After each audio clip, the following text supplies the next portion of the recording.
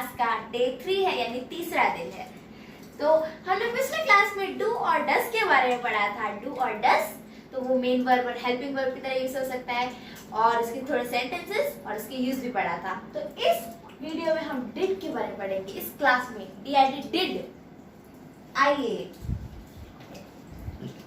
आज डिड, हाँ आज हम डिड के बारे में पढ़ेंगे। डिड तो सबसे पहला point, did is the past form of do and does, यानी ये जो डू है और डस है उसका जो भूतकाल है, पास्ट फॉर्म होते हैं, वो है डिड।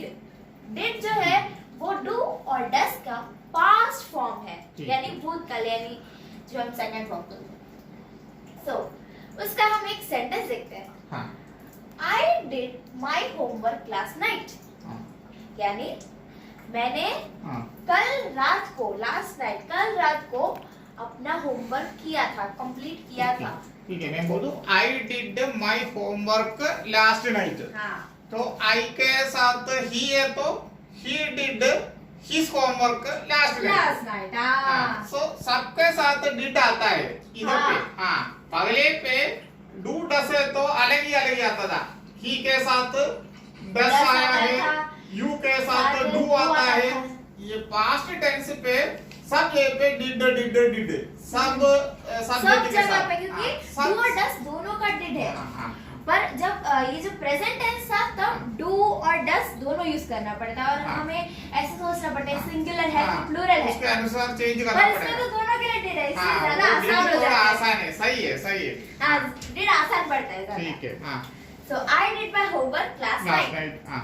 फिर है he did his job on time. हां, he did his job on time. हां, उसने अपना काम समय पर पूरा किया, कर दिया। तो इसमें भी डिड। और अगला सेंटेंस है he wrote a letter yesterday, यानी ये पास्ट फॉर्म में। अब इसमें हम कोई डिड देख नहीं सकते, तो इसका कारण क्या है? तो जो did plus base form of verb जो होता है, यानी पास्ट फॉर्म, इसका मतलब जैसे कि डिड होता है, डिड, और जो बेस फॉर्म ऑफ वर्ब यानी जो वर्ब का फर्स्ट फॉर्म होता है, जैसे कि हम स्पीक, लर्न, रीड, राइट, वो सब जो है, ड्रिंक, ईट, वो सब इसका जो पहला सबसे जो base form, common form, present पहले का हो, फर्स्ट सबसे फर्स्ट फॉर्म, यानी V1 हम कहते हैं शॉर्ट में, वर्ब का फर्स्ट फॉर्म, उसे हम बेस फॉर्म ऑफ वर्ब कहते हैं। तो ये जो डिड होता है, did plus base form of verb यानी वर्ब का फर्स्ट फॉर्म, तो वो उसका पास्ट फॉर्म बन जाता है। जैसे कि एक एग्जांपल देते हैं कि he wrote a letter। हाँ, अब इसमें क्या हुआ कि इसमें जो डिड है, डिड प्लस राइट, यानी राइट जो था उसका बेस फॉर्म था, और उसमें जब डिड हमने प्लस किया, ऐड किया, तब वो रोट बन गया, यानी इसका पास्ट फॉर्म बन गया। तो डिड प्लस राइट, जैसे कि did plus speak. Did plus speak. Did plus speak, spoke. वो बदल करेगा, पास्ट फॉर्म है। तो इस पे ऐसा है तो हमको did he write a letter मिल सकता है। अब इसका जो क्वेश्चन है वो है did he write a letter. तो वैसे यहाँ पर भी हमने क्वेश्चन बनाया है, ही रोट अ लेटर, एक स्टेटमेंट है, he wrote a letter yesterday. उसका क्वेश्चन है did he write a letter yesterday. तो इसमें हमने ये रोट नहीं किया, क्योंकि इसमें हमने डिड यूज किया है।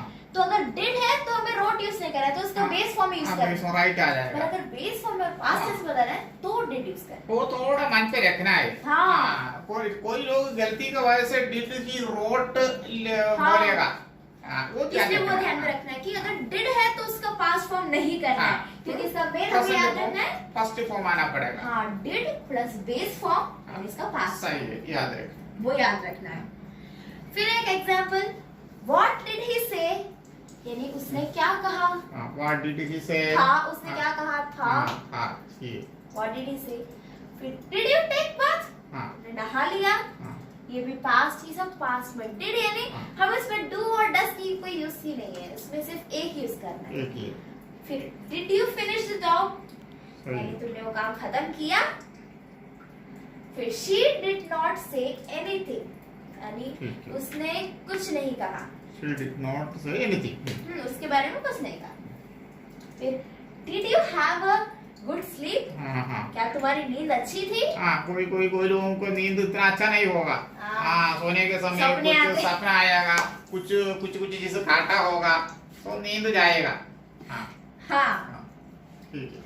so did you have a good sleep? हाँ फिर how did you solve the problem? हाँ, how did you solve the यानी problem? वो जो प्रॉब्लम था उसका सॉल्यूशन तुमने कैसे ढूंढा? तो how did you solve the problem यानी did you, ये So did सब you. पास्ट में होता है, ये ध्यान रखना है। और एक इम्पोर्टेंट चीज जैसे कि मैंने कहा कि अगर बेस फॉर्म यानी फर्स्ट फॉर्म हो तो अगर तो उसके साथ did यूज करना है, पर did और जो पास्ट फॉर्म हो दोनों साथ में यूज नहीं करना है, सही है, सही। वरना ग्रामर हाँ, मिस्टेक हो हाँ, सकता है। अंत है। अब हम हमेशा की तरह हाँ, वोकैबुलरी vocabulary, देखते हाँ, हैं वो थोड़े। जरूरी है। हाँ, नए वर्ड सीखना। तो evaporate, हाँ, evaporate, evaporate। हाँ, evaporate यानी जो हम हिंदी में वाष्पीभवन कहते हैं। हाँ। तो पानी गर्म किया तो हाँ, ऊपर यानी जाएगा। जो होता है कि ये जो पानी है वो ऐसे ऊपर जो इवेपोरेट होता है यानी जो हाँ। गर्मी के कारण हाँ। हीट से वो, तो इसमें water evaporates at 101 degree Celsius. Celsius, हाँ, यानी water 101 evaporates at 101 101 Celsius. Degree Celsius में तो वाटर इवेपोरेट होता है। फिर है सेकंड एग्जिस्ट। Exist. एग्जिस्ट यानी अस्तित्व, यानी वो अभी है ऐसा या फिर था हाँ, ऐसा नहीं हाँ। सकते। तो एग्जिस्ट, existed यानी इसका second form। Exist, existed, existed, सही। Exist, existed, existed.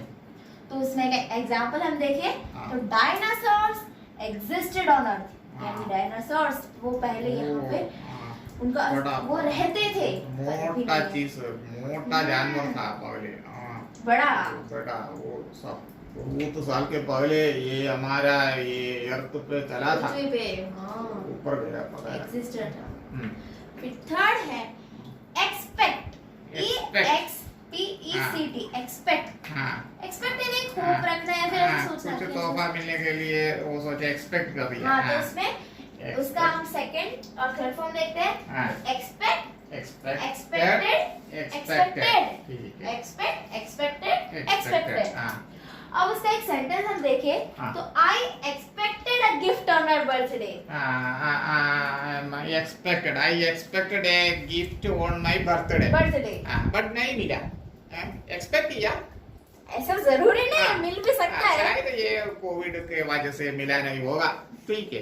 तो मैंने अपने बर्थडे पे, जन्मदिन पर एक तोहफा एक्सपेक्ट किया था। ठीक है, वो अभी सब पता चला है। हाँ, हाँ, तो हमने आज डेट के बारे में पढ़ा। For watching my video, don't forget to subscribe, bell icon को भी क्लिक कर लीजिए, लाइक करिए, शेयर करिए। So was this video useful for you? Let me know in the comment section below. So stay healthy, stay safe. Till then, bye bye.